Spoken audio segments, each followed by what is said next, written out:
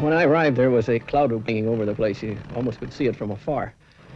They had been working for 4.5 years diligently and had not discovered any oil in commercial quantities. They had attacked the Dammam Dome and anywhere. They drilled it all out of it and had a dry hole. And at the time, the only place left to drill was what later became Abu Hadriya. The first paleontologist had left by the time I got there, signing off on the theme that he would drink all was ever found in Arabia.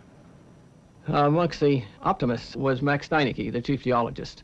He had traveled across the peninsula, made careful notes of what he saw, collected innumerable rock samples, and with the eye of one who later was be acclaimed as the best field geologist in the world, he never had any doubt but that Saudi Arabia would produce oil, and in quantities. Half of a world away in San Francisco, the board was engaged with the question as to whether they would continue or not. One faction was all for continuing exploration in Arabia, despite whatever might happen in the deepening of well number 7.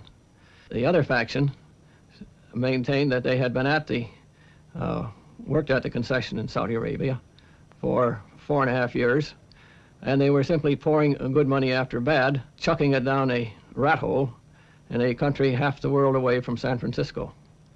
On the day that oil was discovered in well number 7, I wasn't there.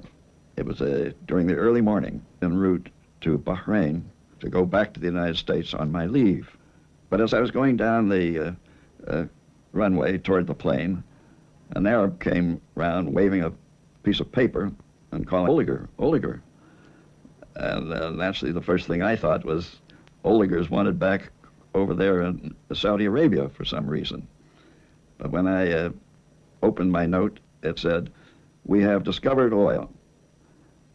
Bon voyage."